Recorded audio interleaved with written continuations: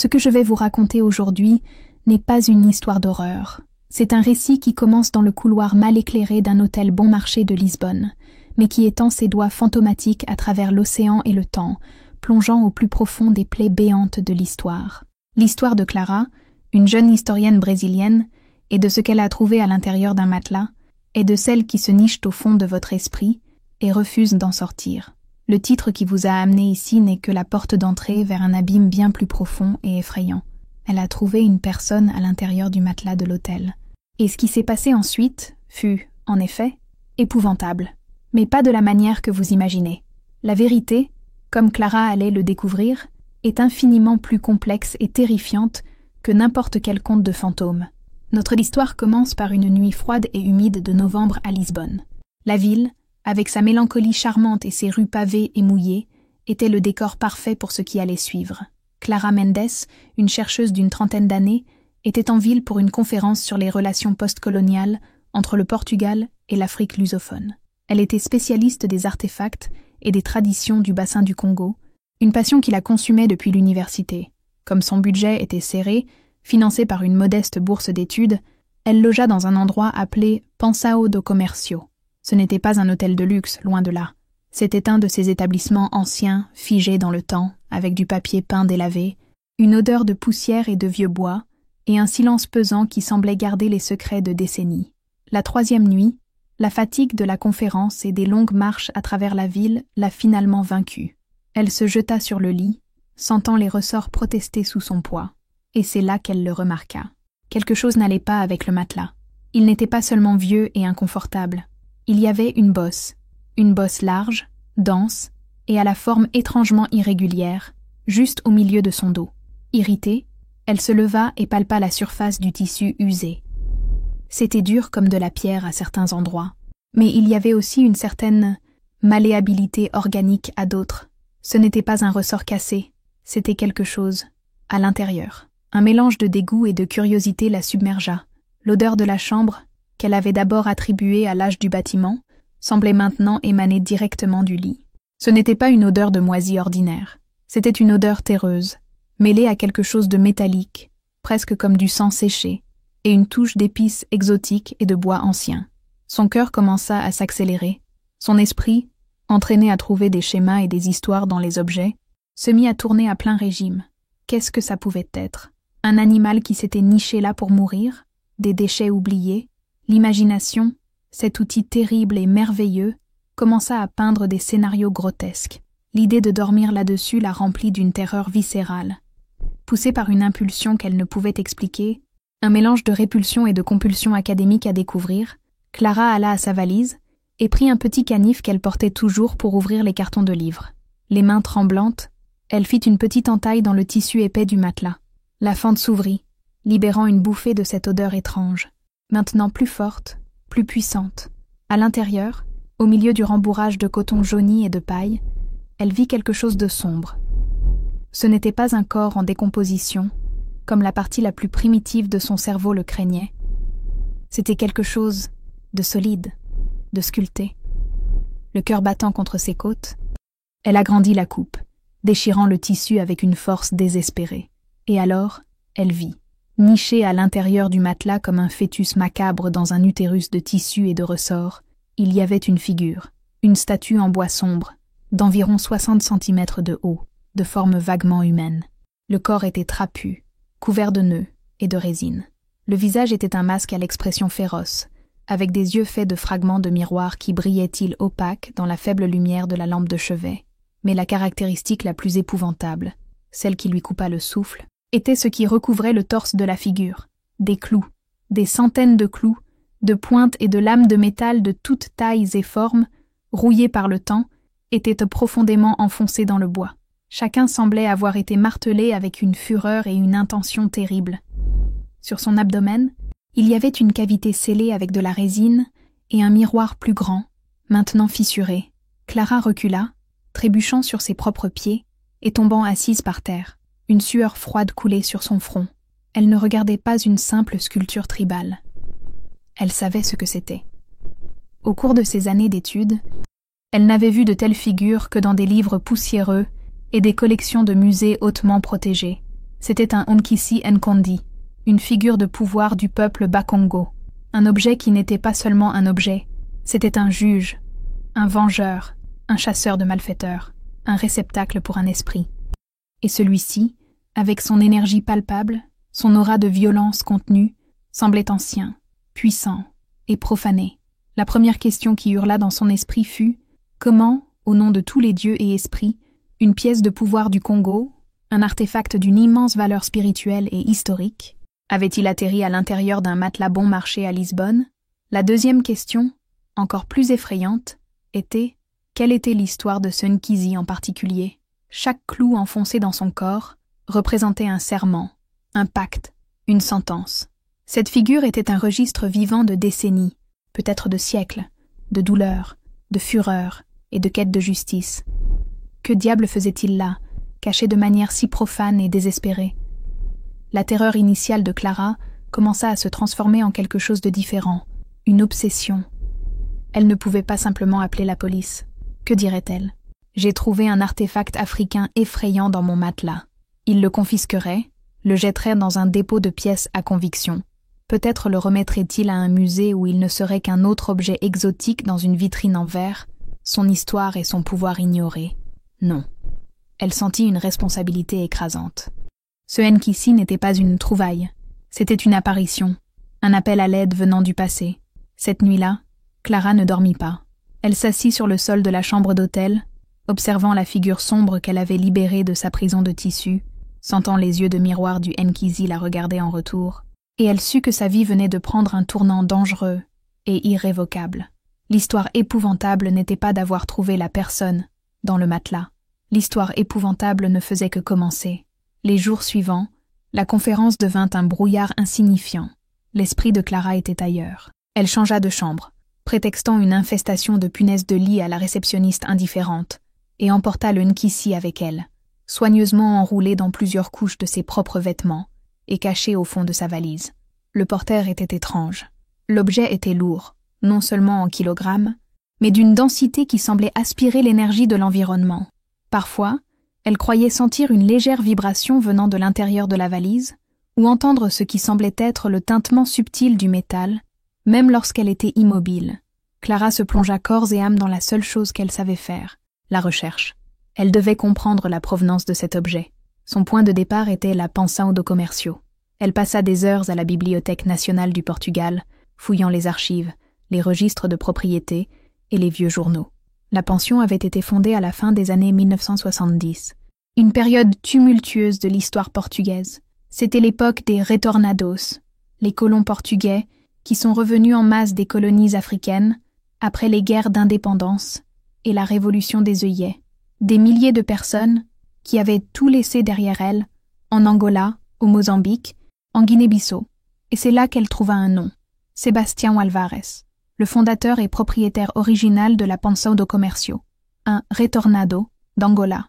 Il avait servi comme administrateur subalterne dans une plantation de café près de la frontière avec le Congo. Les archives étaient rares, mais le nom alluma une lumière dans l'obscurité. Un Portugais, venu d'Angola dans les années 70, avec un accès à des régions reculées. C'était une piste, une connexion ténue, mais c'était tout ce qu'elle avait. Pendant ce temps, les phénomènes étranges s'intensifièrent. Dans sa nouvelle chambre d'hôtel, les lumières clignotaient sans raison. De petits objets, comme son stylo ou les clés de la chambre, changèrent de place quand elle ne regardait pas. Une nuit, elle se réveilla au son net d'un coup de marteau sur du bois venant du coin de la chambre où se trouvait la valise. Elle se leva, la terreur lui glaçant le sang. Mais le son cessa. Elle sentait constamment qu'elle n'était pas seule. Ce n'était pas une présence agressive, mais elle était lourde, observatrice. C'était le Nkisi. Il était éveillé, et il semblait communiquer avec elle, ou peut-être simplement la tester. Clara décida de concentrer ses recherches sur le Nkisi Nkondi lui-même. Elle devait se raconter l'histoire de cet être pour comprendre la force à laquelle elle avait affaire. Les Nkisi Nkondi ne sont pas des idoles à adorer. Ils sont, en essence, des réceptacles. La figure en bois n'est que le corps. Le vrai pouvoir réside dans le bilongo, une combinaison d'ingrédients médicinaux et spirituels placés dans la cavité de l'abdomen par le Nganga, le spécialiste spirituel. Ce bilongo active la figure, invitant un esprit à l'habiter. mais pas n'importe quel esprit. Généralement, l'esprit d'une personne morte injustement, un esprit vengeur qui cherche à régler ses comptes. Le Nkisi devient alors un arbitre de la justice communautaire. Si deux personnes avaient un différend, elles allaient en voir le Nganga. Elles prêtaient serment devant le Nkisi. Si je mens, que le Nkondi vienne me chercher. Ensuite, un clou était martelé dans la figure pour sceller le pacte. Si quelqu'un voulait une protection pour un voyage dangereux, ou une vengeance contre un voleur qui avait dérobé ses récoltes, un autre clou était enfoncé. Chaque morceau de métal était un contrat, une mémoire, un cri pour la justice. Le Nkondi était un chasseur. Il franchissait la frontière entre le monde physique et le monde spirituel pour traquer les menteurs, les voleurs et les assassins. Les miroirs sur son corps n'étaient pas décoratifs. Ils servaient à ce que l'esprit puisse voir dans le monde des hommes et à ce que les malfaiteurs voient dans leur propre culpabilité reflétée. Imaginez alors l'énergie contenue dans ce Nkisi spécifique, des centaines de clous, des centaines de pactes, des centaines de demandes de vengeance et de protection. Clara essayait d'imaginer les histoires derrière chaque lame rouillée, la douleur d'une mère qui a perdu un enfant, la fureur d'un homme trahi, l'espoir d'un village entier contre la sécheresse ou la maladie, et, très probablement, étant donné l'époque et le lieu, la résistance contre la brutalité de l'exploitation coloniale. Ce Nkisi n'était pas seulement un artefact, c'était une archive de la douleur d'un peuple. L'enquête de Clara sur Sebastião Álvares la mena dans une impasse, jusqu'à ce qu'elle ait une idée désespérée. Elle retourna à la Pensão de Comércio. Cette fois, non pas comme cliente, mais comme historienne. Elle parla avec le gérant actuel, un homme âgé qui avait hérité de l'entreprise de son père, qu'il avait lui-même acheté à Álvares dans les années 80. L'homme se souvenait vaguement de Sebastião. Il le décrivit comme un homme hanté. C'était un homme qui regardait tout le temps par-dessus son épaule, dit le gérant, toujours silencieux, toujours effrayé. Il a vendu la pension pour une bouchée de pain et a disparu.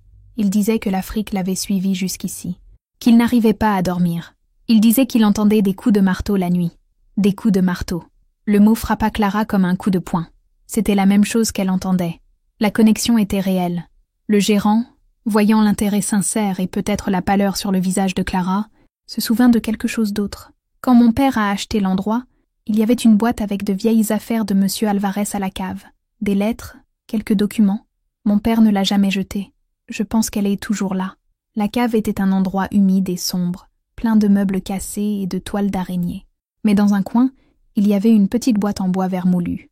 À l'intérieur, jaunie et fragile, se trouvaient les lettres et un journal de Sebastião Álvares. Clara s'assit sur le sol froid de la cave, la faible lumière de son téléphone portable éclairant les pages, et commença à lire. Et c'est là, et, dans cette cave moisie, que l'histoire épouvantable se révéla dans sa totalité. Le journal de Sebastião n'était pas un récit de sa vie, mais de sa hantise. Il racontait, d'une écriture tremblante et désespérée, ses derniers mois en Angola.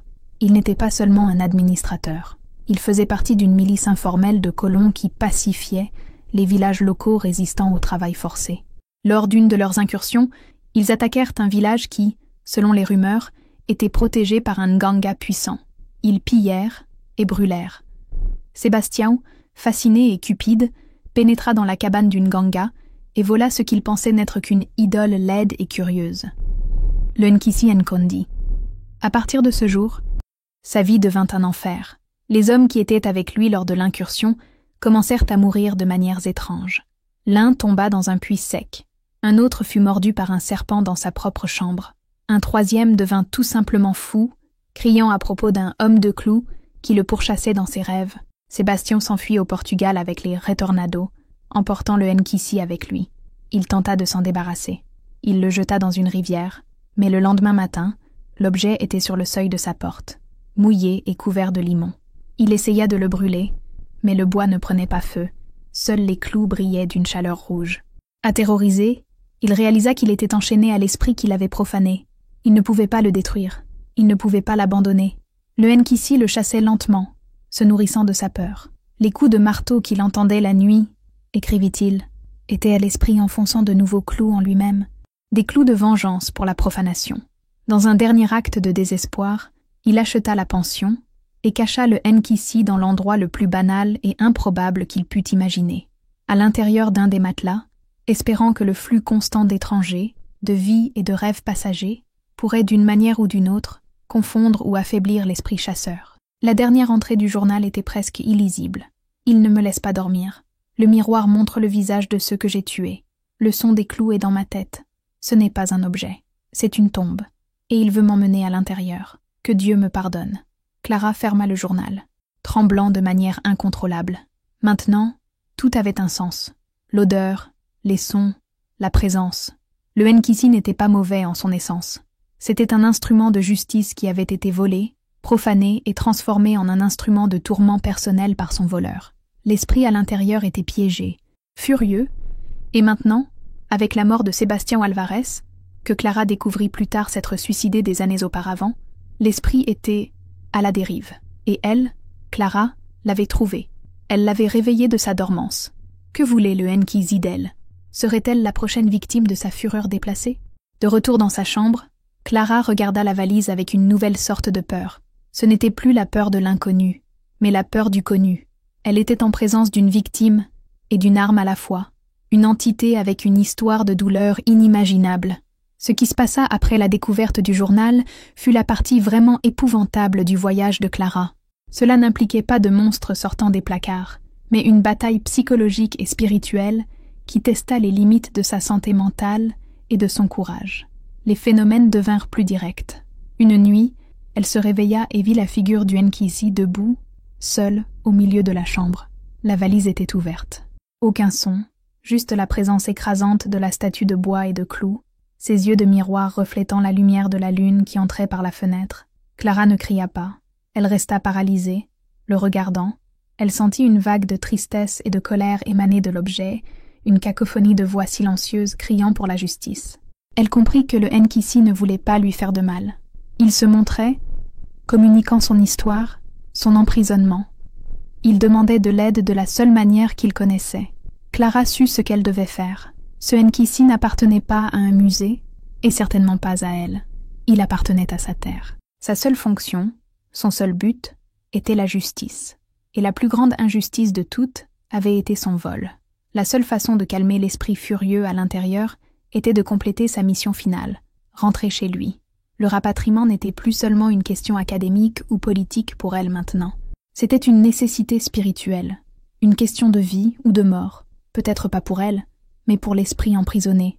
Elle utilisa ses contacts académiques, risquant sa réputation et d'être prise pour une folle.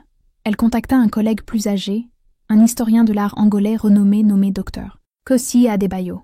Lors d'un long et tendu appel vidéo, elle lui raconta tout. La découverte dans le matelas, le journal de Sébastien, les phénomènes dans sa chambre. Elle s'attendait au scepticisme, peut-être même à la moquerie. Au lieu de cela, le docteur Adebayo écouta avec une profonde et solennelle gravité. Quand elle eut fini, il resta silencieux un long moment puis dit, la voix brisée, « Ma petite, vous n'avez pas trouvé un objet, vous avez trouvé une âme perdue. Beaucoup de nos ancêtres nous ont été volés, tant encore qu'en esprit. Ce que vous décrivez est un Nkisi d'une lignée puissante. Il doit être traité avec le plus grand respect. Vous avez bien fait de ne pas l'abandonner. Nous le ramènerons à la maison. » Le processus fut complexe et secret.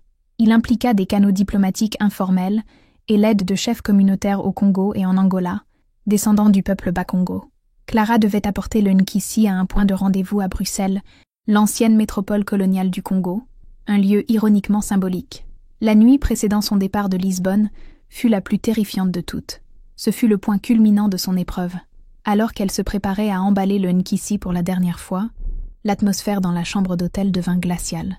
Les lumières s'éteignirent, la plongeant dans l'obscurité totale. Un vent fort sembla souffler à travers la chambre fermée, renversant des livres et des papiers. Et puis, le son commença. Pas un coup de marteau, mais des centaines. Un son assourdissant de métal s'enfonçant dans le bois, venant de tous les côtés en même temps. C'était la fureur accumulée de siècles de douleur qui se libérait. Au milieu de la cacophonie, une voix murmura à son oreille, une voix gutturale, parlant une langue qu'elle ne comprenait pas, mais dont elle sentit la signification dans son âme. Douleur, trahison, nostalgie. La terreur menaça de la consumer. Mais alors, se souvenant des paroles du docteur Adebayo, elle fit quelque chose qu'elle n'aurait jamais imaginé être capable de faire. Elle ne s'enfuit pas. Elle resta immobile au centre de l'obscurité et du chaos, et parla. « Je sais », dit-elle à voix haute, sa propre voix tremblante. « Je connais votre douleur. Je connais votre fureur. Vous avez été volé à votre maison, à votre peuple, à votre but. Mais je ne suis pas votre ennemi. Je vais vous ramener à la maison. Votre chasse est terminée. Il est temps de vous reposer. » Aussi soudainement qu'il avait commencé, le chaos cessa. Le silence qui suivit fut absolu. Les lumières clignotèrent et revinrent à la normale. Le Nkisi était sur le lit, immobile. Mais Clara sentit un changement. L'énergie oppressive et colérique s'était dissipée, remplacée par une quiétude lasse, presque expectante. Le miroir sur son abdomen, qui semblait auparavant un œil aveugle et accusateur, semblait maintenant refléter une étincelle de paix. La remise à Bruxelles fut simple, presque anticlimatique. Dans une chambre d'hôtel anonyme, elle remit le Nkisi soigneusement emballé à 2 hommes plus âgés, des représentants de la communauté envoyés par le docteur Adebayo. Ils ne l'ouvrirent pas. Ils tinrent simplement le paquet avec une révérence qui fit monter les larmes aux yeux de Clara. « Obrigado », dit l'un d'eux en portugais. « Vous avez libéré un guerrier. Il pourra enfin reposer en terre sacrée. » Quelques mois plus tard, Clara reçut un email du docteur Adebayo. Il contenait une unique photo. L'image montrait le Nkisi Nkondi, non pas dans un musée, mais dans un petit sanctuaire en plein air, entouré d'arbres. Beaucoup des clous avaient été cérémonieusement retirés par les anciens locaux. La figure en bois semblait plus légère, moins tourmentée. Elle était chez elle. L'histoire épouvantable de Clara, par conséquent, ne concernait pas la découverte d'un cadavre ou le fait d'être hantée par un poltergeist. La véritable épouvante venait de la découverte de la brutalité de l'histoire. L'horreur fut de réaliser que le vol d'un objet est aussi le vol d'une âme, d'une culture, d'un système de justice. Ce fut la terreur d'un homme, Sébastien, hanté jusqu'à la mort par son propre crime. Et ce fut le défi effrayant auquel Clara fut confrontée. Non pas combattre un monstre, mais comprendre et guérir une victime. Ce qu'elle a trouvé dans le matelas n'était pas une personne au sens littéral. C'était quelque chose de bien plus profond. C'était la personnification de la douleur, de la mémoire et de la résilience d'un peuple. C'était la preuve que l'histoire n'est pas morte. Elle dort dans des endroits étranges, dans les caves des musées, dans des collections privées et parfois à l'intérieur d'un vieux matelas oublié à Lisbonne, attendant que quelqu'un soit assez courageux pour déchirer le tissu et entendre son cri. Et ça, mes amis, c'est une vérité bien plus effrayante et bien plus importante que n'importe quelle fiction d'horreur.